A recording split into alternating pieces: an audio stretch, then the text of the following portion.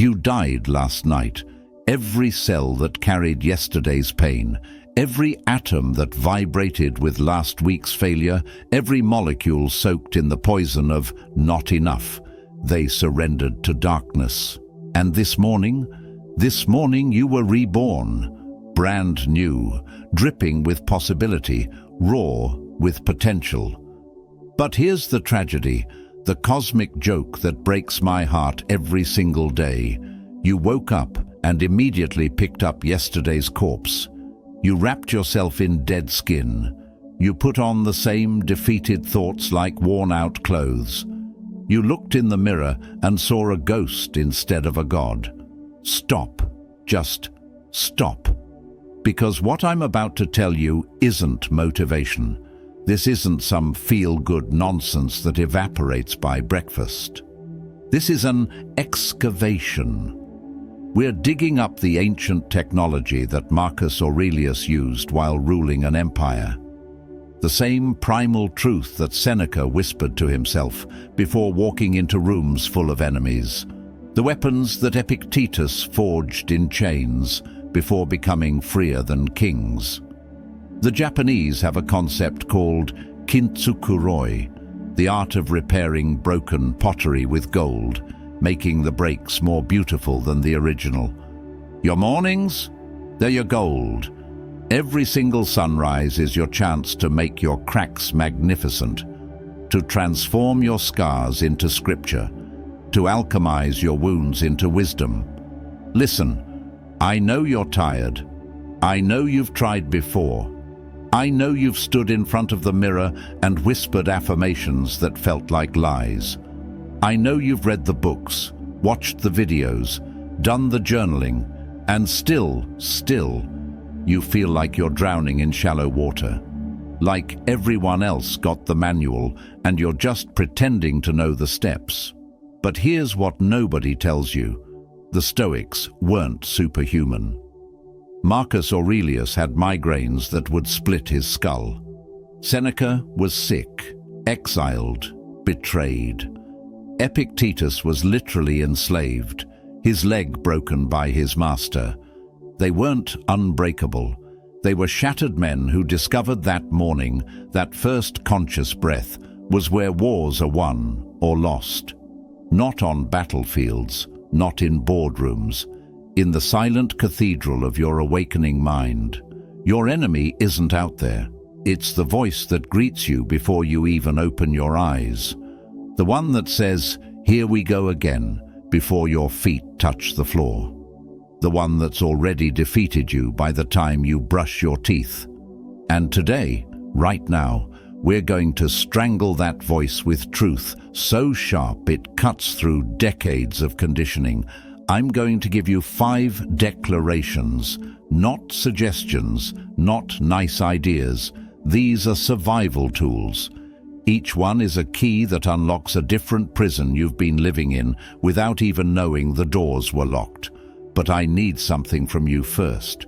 If you're ready to stop being a tourist in your own life, if you're done spectating while everyone else seems to be living, then smash that like button like it owes you money. Drop a comment, any comment. Share this with one person who's suffocating in silence. Subscribe, because what we're building here isn't a channel. It's a revolution of people who refuse to die before they're dead. And don't you dare skip a single second. Every word is a scalpel. Every pause is where the healing happens. Drop this in the comments right now. I am awake. I am alive. I am becoming. Now, let's resurrect you. Number 1. Today, I choose to become dangerous to my own mediocrity. Dangerous. That's the word they don't want you to say. They want you safe, small, predictable. They want you to wake up grateful for crumbs while they feast. They want you to believe that wanting more makes you greedy, that ambition makes you selfish, that transformation makes you arrogant. But Seneca, brilliant, wealthy, conflicted Seneca, he wrote something that should be tattooed on your eyelids. It is not that we have a short time to live, but that we waste a lot of it. He wasn't talking about time management.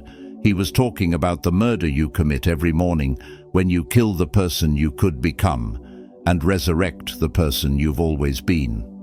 Picture this. You're standing at the edge of a cliff. Behind you is everything familiar. The job that numbs you, the relationships that drain you, the habits that keep you circling the same mountain for years. It's painful back there, but at least it's known. At least you understand the dimensions of your cage. And in front of you, the void, the terrifying, exhilarating, absolutely uncharted territory of who you might become if you actually meant what you said. Every morning, you stand at that edge. And every morning, most people, good people, smart people, people with dreams that could change the world, they step backward, back into the familiar, back into the safe, back into the slow death they've decorated to look like life. But not you, not anymore. Because today you're going to whisper to yourself, I am dangerous to my own mediocrity, not to other people, not to the world, to the version of yourself that's been playing small, playing safe, playing dead. You're dangerous to the voice that says, maybe next year. You're a threat to the habits that have been running your life on autopilot. You're an assassin hunting down every excuse, every justification, every "but what if I fail?" that's kept you imprisoned. This isn't about becoming someone else. This is about becoming so authentically, unapologetically yourself that your old patterns don't recognize you anymore. So different that your own fears look at you and think, who is this person? Where did our hostage go? Marcus Aurelius commanded legions, but every morning his first battle was with himself, the temptation to stay in bed, to avoid hard decisions, to choose comfort over character. And every morning he declared war on his own weakness. You are not here to survive. You are here to become, and that requires you to be dangerous to everything that's kept you small. Number 2, my pain is not punishment. It's the chisel carving my masterpiece. There's a sculpture in Florence called The Awakening Slave by Michelangelo. It's unfinished. You can see the figure emerging from raw marble, one arm breaking free, a torso twisting toward liberation, but the legs still trapped, still imprisoned in stone. Michelangelo never completed it, and somehow that makes it more honest than any finished work. Because that's you, that's all of us, caught between the rock we were and the masterpiece we're becoming. But here's the secret: they don't teach you. Michelangelo didn't add anything to create his sculptures. He removed, he chiseled away everything that wasn't David, wasn't Moses, wasn't the Pietà. The masterpiece was always there, suffocating inside the stone, waiting for someone brave enough to endure the striking. Every morning you wake up feeling the blows, the rejection that still stings, the betrayal that still bleeds, the failure that replays like a song you can't escape. And you think, why me? What did I do to deserve this? When will the universe stop punishing me? But Epictetus, the man who knew real chains, real brutality, real powerlessness, he discovered something that changed everything. It's not what happens to you, but how you react to it that matters. Not because he was minimizing pain, but because he realized that suffering without meaning is torture, but suffering with purpose is sculpture. Your pain isn't random. It's not punishment from a cruel god or a vindictive universe. It's the chisel. Every heartbreak is removing the part of you that loved recklessly without wisdom. Every failure is carving away the arrogance that thought success was guaranteed. Every loss is freeing you from attachments that were suffocating your growth. Every lonely night is stripping away the need for external validation so you can find the unshakable voice within. Think about the person you were 5 years ago. The one who thought that relationship was everything. The one who believed that job defined your worth. The one who couldn't imagine surviving what you've survived. That person had to die, had to be chiseled away, not because they were bad, but because they were the stone covering your true form. The Japanese have another wisdom, wabi-sabi, finding beauty in imperfection, in impermanence, in incompleteness. Your cracks aren't flaws, they're where the light gets in. Your scars aren't shame, they're proof you're still being carved, still becoming, still alive enough to feel the chisel's kiss. Every morning, look at your pain differently, not as an enemy to avoid, but as an artist to collaborate with. Ask it, what are you removing? What part of me no longer serves the masterpiece I'm becoming? Because here's the truth that will set you free. You are both the stone and the sculptor. You are both the canvas and the painter. You are both the wound and the wisdom it creates. Seneca wrote from exile, from loss, from watching everything he built crumble. Difficulties strengthen the mind, as labor does the body. He wasn't being poetic. He was reporting from the front lines of transformation. He was telling you that every blow you've endured wasn't trying to break you. It was trying to reveal you. So this morning, and every morning after, you must tell yourself, my pain is not punishment. It's the chisel carving my masterpiece. Every strike is bringing me closer to who I was always meant to be. The sculpture isn't finished. You're not supposed to be finished. You're supposed to be emerging, breaking free, becoming. And that requires the chisel. That requires the pain. That requires the courage to see suffering not as your end, but as your evolution. Number 3. I will not negotiate with the terrorists of my own mind. There's a hostage situation happening right now, right this second, and you're both the hostage and the terrorist. Let me explain. Every morning, before your eyes fully open, the negotiations begin. The voice, you know the one, it starts making demands. Just 5 more minutes, just today you can skip the workout. Just this once you can stay in bed, stay small, stay safe. You're tired. You deserve rest. Tomorrow you'll start. Tomorrow you'll change. Tomorrow you'll become. And you negotiate. You bargain with your own potential like it's a kidnapper you're trying to appease.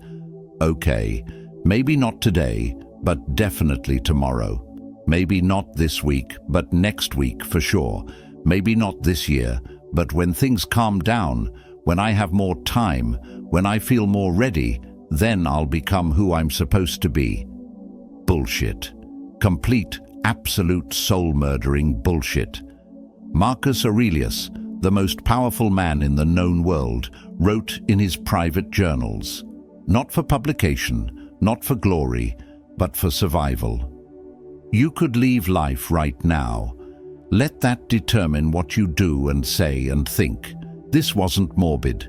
This was the most loving, most urgent wake-up call ever written. He was reminding himself at the height of his power that there is no tomorrow that's guaranteed. There is only now. Only this breath. Only this choice. But we've been conditioned to negotiate with terrorists. Society trained us. Don't be too intense. Don't want too much. Don't change too fast. Don't make others uncomfortable with your transformation. Slow down, calm down, settle down. And the voice in your head, that terrorist, it learned the script perfectly. It knows your weaknesses. It knows exactly which wounds to press, which fears to whisper, which doubts to amplify. It knows that if it can get you to negotiate, to postpone, to just this once your way through life, it wins. It keeps you hostage. It keeps you safe. It keeps you small. But here's what happens when you refuse to negotiate. Freedom. Terrifying, exhilarating, uncharted freedom. Imagine waking up and the voice says, "You're not ready." And instead of negotiating, instead of explaining or justifying or bargaining, you simply say, "I don't negotiate with terrorists." And you get up, you move, you act despite the fear, through the doubt, in the face of every rational reason to stay paralyzed. The voice says, "But what if you fail?" You don't negotiate, you move. It whispers, "People will judge you." You don't negotiate, you move. It screams, "You've tried before and it didn't work." You don't negotiate, you move. Epictetus taught his students, first say to yourself what you would be, and then do what you have to do. Not think about it, not prepare endlessly, not wait until you feel confident. Say it, then do it. No negotiation between declaration and action, because every time you negotiate with that voice, you're teaching it that it has power over you. You're confirming that fear gets a vote in your destiny. You're establishing a precedent that comfort is more important than growth. But when you refuse to negotiate, when you become non-negotiable in your commitment to becoming, everything shifts. The voice doesn't disappear. The fear doesn't vanish. The doubt doesn't magically evaporate. But they lose their power to stop you. They become background noise instead of your navigator. They become weather you move through instead of walls you can't cross. This morning, you must declare war on negotiation. You must become ruthless with your own excuses. You must love yourself enough to stop being gentle with the parts of you that are keeping you imprisoned. The Stoics didn't have gentle inner dialogues. They had fierce confrontations with their own weakness. They called themselves out. They held themselves accountable. They refused to negotiate with the terrorists of their own minds. And that's how they became legendary. Not because they were fearless, but because they moved despite fear. Not because the voice went silent, but because they stopped negotiating with it. Number 4. I am the ancestor my future self is praying for. Close your eyes and travel with me. 10 years from now, a version of you exists, weathered by choices you haven't made yet, shaped by battles you haven't fought, carrying wisdom earned from pain you haven't felt. This future you, this elder version of your soul, is sitting in a quiet room, and they're praying, not to God, not to the universe. They're praying backwards through time. They're praying to you, right now, this morning. They're begging, please, please make the choice I was too afraid to make. Please say the words I swallowed. Please walk through the door I stared at for years but never opened. Please become brave so I don't have to live with this regret that's carved into my bones. Or maybe they're whispering with tears of gratitude. Thank you. Thank you for being brave when it made no sense. Thank you for starting when you felt unready. Thank you for becoming who I needed you to be so I could exist without chains. Every single morning, you are the ancestor of your future. Every choice you make right now is sending ripples forward through time, creating or destroying the life that's waiting for you. And here's the absolutely devastating truth. Your future self can't come back. They can't fix this moment. They can't undo your choices. They are entirely dependent on what you do right now, in this breath, in this decision, in this morning. Marcus Aurelius understood lineage differently than we do. He wrote, "What we do now echoes in eternity." He wasn't talking about fame or legacy. He was talking about the unbreakable chain connecting who you are right now to every version of you that will ever exist. He was saying that this morning, this seemingly insignificant morning, is sacred ground. It's where eternity is forged. The Buddhists speak of interdependence, the recognition that nothing exists in isolation. Your present self is intimately connected to your past and future selves. You are not three separate people. You are one consciousness moving through time, and right now you have the power to honor or betray everyone you've been and everyone you'll become. Think about the you from 5 years ago, the one who was drowning but kept swimming, the one who was broken but didn't quit, the one who planted seeds they never saw bloom. That person, that beautiful, struggling, imperfect person, they were your ancestor. They made choices that delivered you to this moment. They sacrificed so you could have this chance. They endured so you could evolve. Are you honoring their struggle, or are you wasting the life they fought to give you? And 10 years from now, when future you looks back at this morning, what will they see? Will they see the day everything changed? The morning you finally became dangerous to your own mediocrity? The sunrise when you stopped negotiating with terrorists and started moving like someone who understood that time is the only currency that matters? Or will they see another wasted morning, another postponed dream, another negotiation with fear that you lost? Seneca wrote with urgency that still burns across centuries. It is not that we have a short space of time, but that we waste much of it. Life is long enough, and it has been given in sufficiently generous measure to allow the accomplishment of the very greatest things, if the whole of it is well invested. Your future self is investing in you right now through hope, through prayer, through desperate backward-traveling wishes that you'll make the choice they needed you to make. Don't let them down. Don't let yourself down. Don't waste the one unrepeatable morning that could change everything. Every morning, you must tell yourself with the weight of sacred responsibility, I am the ancestor my future self is praying for. What I do today echoes forward through all my tomorrows. I will not betray the person I'm becoming. Number 5. My presence is my power. I will not abandon myself for anyone's comfort. There's a violence we commit every single day that nobody talks about. It's silent. It's socially acceptable. It's praised as politeness, as selflessness, as being a good person. We abandon ourselves. We leave our bodies to make others comfortable. We silence our truth to avoid disrupting their illusions. We shrink so they can feel big. We dim so they don't feel threatened by our light.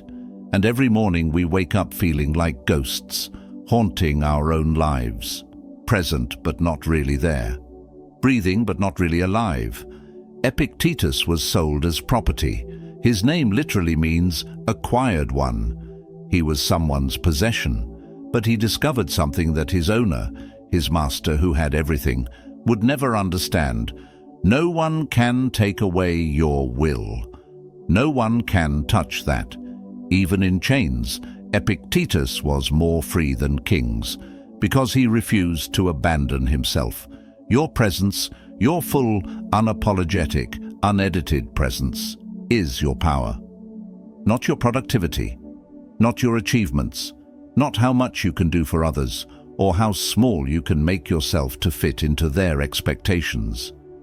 Your power is in your ability to stay with yourself, even when the world demands you leave. Every morning, practice this. Feel your feet on the ground. Feel your breath in your chest. Feel the aliveness in your fingertips. This is you. This is real. This is the only thing that can never be taken unless you give it away. The world will demand you leave yourself constantly. Your job will ask you to be someone you're not. Your relationships will pressure you to hide the parts of you that are too much. Society will whisper that your authenticity is selfishness, that your boundaries are cruelty, that your fullness is arrogance. And every time you abandon yourself for their comfort, you die a little. You become a little less real, a little more ghost. But this morning you declare, "My presence is my power." I will not abandon myself, not for approval, not for love, not for peace, not for anything. I will stay with myself even when it's uncomfortable, even when it costs me relationships, even when it means standing alone. Marcus Aurelius, surrounded by people who wanted pieces of him, wrote, "Nowhere can man find a quieter or more untroubled retreat than in his own soul." He understood that presence, full, grounded, undivided presence, is the only sanctuary in a world that constantly demands you fragment yourself. You made it. You didn't skip. You didn't scroll away. You stayed. And that decision to stay is practice for everything I just told you. These 5 declarations aren't magic spells. They're not going to work if you just heard them once and go back to sleepwalking. This is daily work. This is morning by morning revolution. This is you standing at the edge every single sunrise and choosing to leap instead of retreat. Tomorrow morning, when your eyes open and the old voice starts its familiar song, remember, you are not your thoughts. You are the sky. You are dangerous to your own mediocrity. Your pain is carving your masterpiece. You don't negotiate with terrorists. You are the ancestor your future prays for. And your presence is your power. This is how you reclaim your mornings. This is how you reclaim your life. If this struck something deep, smash that like button. Share this with someone who needs to remember they're not broken, they're breaking free. Drop a comment with whichever declaration hit you hardest and subscribe, because we're not done. We're just getting started. Now go. The sun is rising and you have a life to resurrect. Final comment, drop. I am awake. I am alive. I am becoming.